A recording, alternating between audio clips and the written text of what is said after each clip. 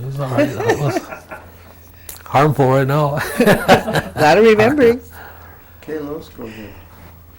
How did you spend Christmas when you were a child? Did you have a Christmas tree? And Yes, we did. Mom and Dad usually went out, and actually we ended up going out and cutting our own Christmas tree, and Mom and Dad would put it up, and of course they would rely on us kids to help decorate it, but those days weren't as good as they are now. I mean, if you got one or two gifts, you were happy to get one or two gifts, but it was always at home. It was always, us kids and Mom and Dad getting around Christmas Eve, and of course we weren't allowed to open our gifts Christmas Eve. It was always Christmas Day when we were younger kids, but we always, Ma always tells a story about how we get up in the middle of the night and kind of peek, I guess, but we were up at probably 5 o'clock in the morning before daylight and looking for our presents under the tree. And did you go to church on Christmas?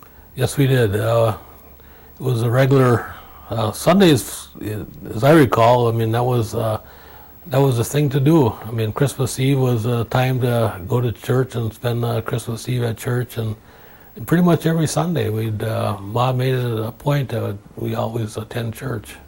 Did you have any chores specifically assigned to you when you were growing up? Oh yeah. Well, we always had to take care of the garbage and the pail. We won't get into that. But we had to make sure those two things were done. The dishes, we always had to do dishes. And I can chuckle now, but I remember when Dad, if he found a dirty dish in the cupboard, boy, you'd be doing all the dishes over, because he was pretty strict on when you did dishes that they were all clean. And we always, I guess as kids, between the three of us, we would always argue who's going to wipe and who's going to wash. And nobody usually liked to wash. We always did the wiping, or I guess we argue about who was going to do that. And summertime was chores where we always had a garden. And when we wanted to go somewhere, it was, well, you got the garden done? And we did it. We just did it to get it done. Didn't do it right, we'd be going back out there doing it a second time. So I remember Dad being pretty strict on his garden too. That you do things right the first time, you don't have to do them over again. So that kind of stuck with me throughout my childhood. Can you remember anything else that you did on Sundays? What was a typical Sunday besides going to church?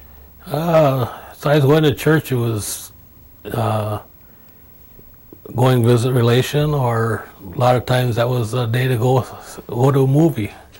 If we got things done during the week, that was kind of a given that we'd be treated to a movie over in Seymour, and so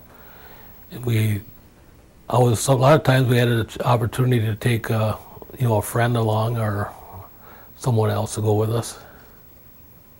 Do you have any favorite childhood stories? Good or bad? Either way.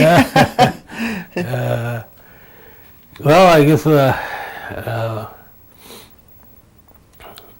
childhood stories. Oh, the good ones were, I don't know. I always thought I was getting away with stuff myself when it was, especially when it time to go play ball, and that's what I did, especially in the summertime. I would always ask Mom if I could go play ball down the road to one of the friend's house or cousin's house, and she said, well, it's all right with me if it's all right with your dad.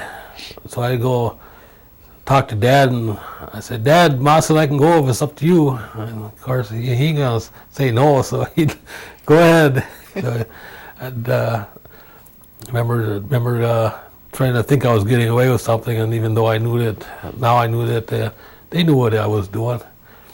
I guess the childhood memory as far as getting in trouble, you want to say that was when I was in school down at Chicago Corners, and of course Moss's store is always across the road from the school, and recess or before you get there, you always go in there. If you had a few pennies in your pocket, you go get some candy or whatever and go over to school, and I had to be probably 8 or 9 years old, maybe somewhere near 10. But I remember, I forget who was all in there with us and myself, and I ended up taking a pair of sunglasses. And so went over, which was stealing, you know. I mean, at that time I didn't think nothing of it, I guess. But I had went to school, and the teacher knew that I didn't have sunglasses. So she asked where I got them from, and didn't think I was going to get caught. Well, apparently she called over. I went over to the store, and she asked if they were missing a pair of sunglasses. Well, I don't know if they really knew if they were or not, but I ended up confessing that I took them, and well, that wasn't the end of it, because when I got home that evening, my mom and dad knew about it, and I had money saved up by my Aunt Agnes, when we used to cut grass they ran to Whiteigle. We used to cut grass and do some chores for them. They always pay us in silver dollars. I might have had 5 or 6 silver dollars saved up. Well, all those silver dollars went to the store for those sunglasses, and then I didn't get to keep them. Besides getting a licking, besides, so I learned my lesson about taking something that didn't belong to me. And how did you spend your winters?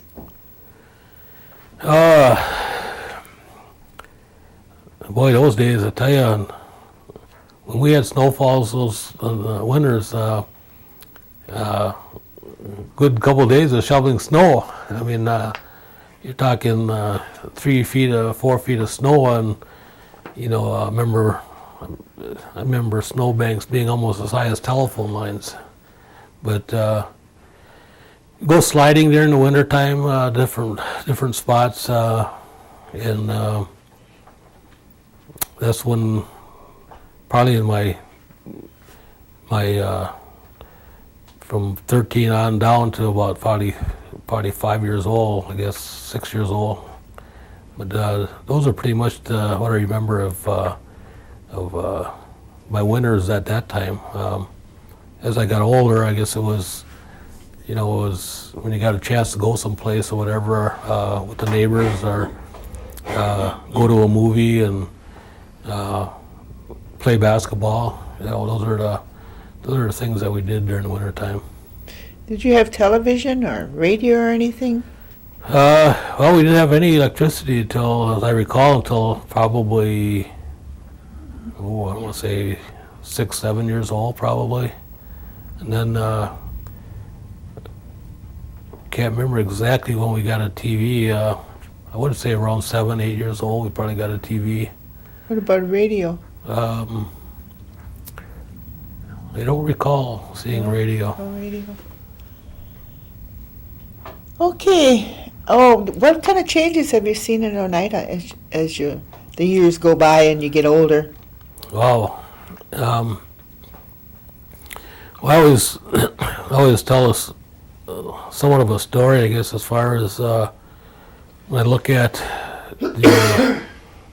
I related to law enforcement, but I recall as far as the back in the early 70s and before, you know, we had mostly all gravel roads or dirt roads, not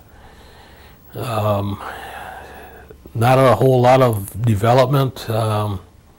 You had a couple grocery stores. You had a few bars here and there. In the summertime, you had like I said, I always relied on softball or baseball to get me through in the early years of my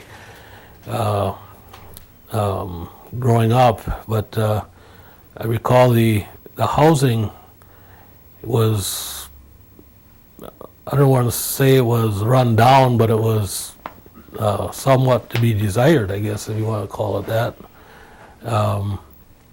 Remember the local dumps and in the shabby cars, and a lot of homes with covered up, the windows were covered up with plywood or whatever, because you couldn't afford to replace it if they did get broken. But nowadays, from the law enforcement days, I guess, as I seen, specifically since gaming came about, I seen the advancement the tribe moved in as far as economic development, homes. I can recall when the first housing projects, Site 1 and Site 2 were built, and that was the beginning stages of, I think, the quality of homes being built on the reservation, and then the other services that came about thereafter, that you could go someplace within a short distance to get some services. Okay. Well, I want to thank you for doing this interview with us. Very interesting life. I think it was. I enjoyed, appreciate the opportunity to being interviewed, and hope something I can share with my children and grandchildren in years to come. Anything else you'd like to add? I just think it's a great opportunity that the tribe offers storytelling, if you want to call it that, that wasn't done in the past. Mm-hmm. There's a lot of history there that needs to be told. Okay. And I think those that are involved in this specific thing are doing a great job. Thank you.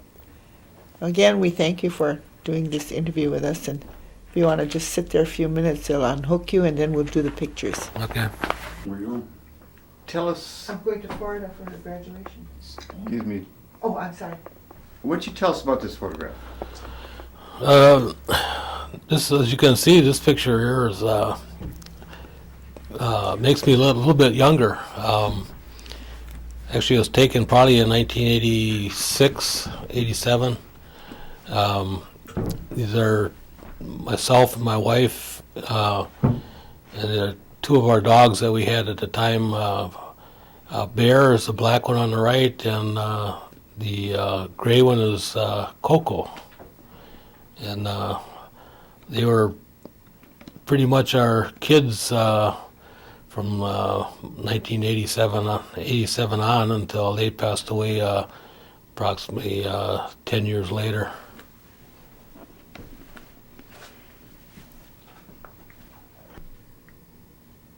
The father on the. Oh, sorry.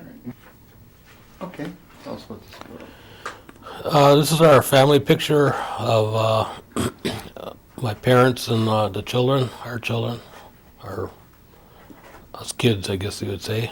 My father on the left, Leslie Danforth, my mother Eva, my sister Joanne, my brother Gerald, and myself. My brother was, he's in his Navy uniform. He served 30 years in the Navy, and that's my uniform that I'm in with when I was with the Sheriff's Department out of Gamey County. About what year was this taken? This would have been in around 1986, 87.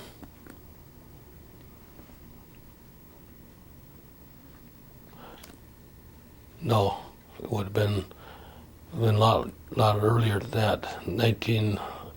Probably around 1970, probably 78, 79.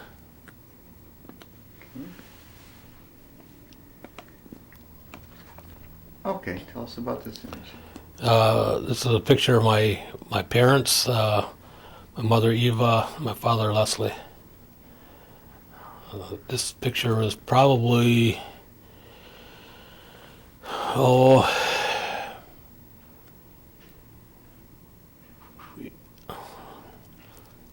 probably, I want to say 85. It's about 20 years ago.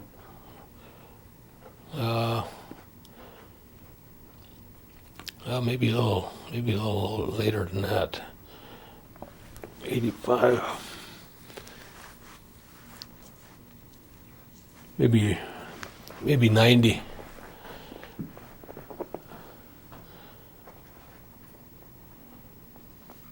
Okay. Okay, go ahead and tell us about this. Looks like we might have been at a wedding somewhere, I guess. But that would have been, looking at my gray hair now, that's probably this picture of myself and my wife Joanne, probably 80, I would say about 89. Of course, you can see she's actually 6 years younger than I am, so I'm not telling you my age right now. You already told us. Oh, I did, huh? Okay.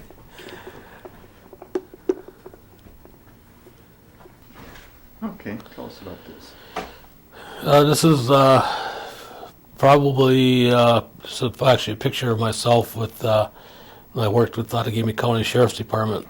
This picture would have been taken probably in 1980 or 1970, 1977, 78, right in there. It would have been in the wintertime. I believe it was outside our house in the driveway, I believe, but I'm guessing that's where it's at.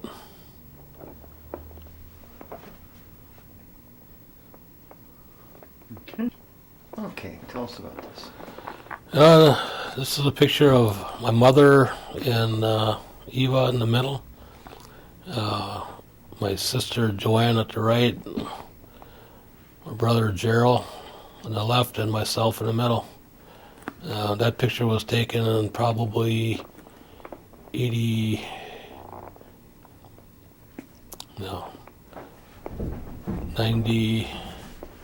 90,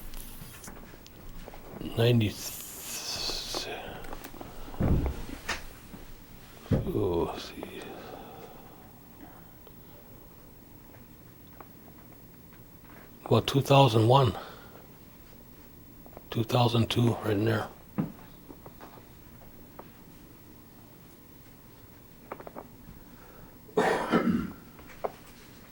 Okay, tell us about this. This is a picture of my father. He is sitting at his favorite spot in we call this the porch, but it's a little room off the side of the house where he used to sit putting together puzzles. And I guess I'm a lot like my father. If people drive by my house, they know exactly where I'm sitting. 'Cause I'm usually sitting at the kitchen table, and I'm usually watching TV, where my father always sat at the table here, had his coffee, and did his puzzles, and then just enjoyed watching outside the windows to see the traffic go by. But this is a later part of in his life where he just enjoyed spending time putting together puzzles, and so that's what this picture is all about here.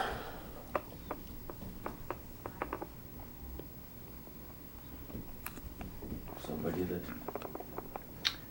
Okay, tell us about this group. This is a family photo of all my mother and dad's grandchildren, and my children, my brother's children, and my sister's children.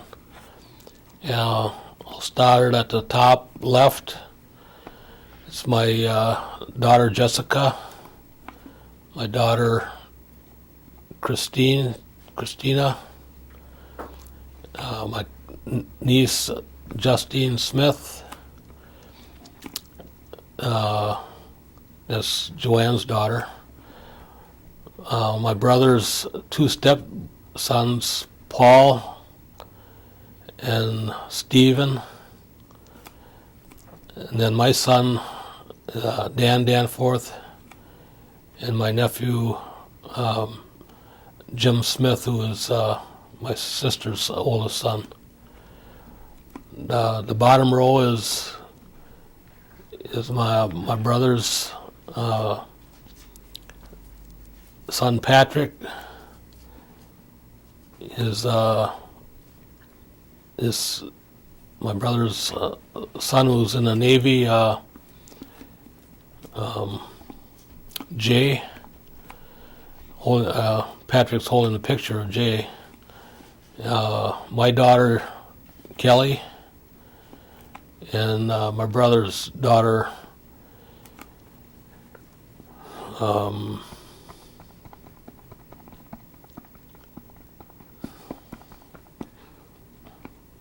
Tanya. So that'd be the family photo of our kids, I should say my brother and my sister's families, children.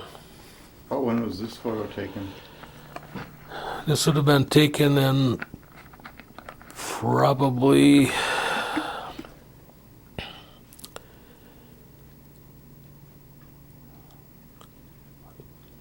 I want to say around 89, 90.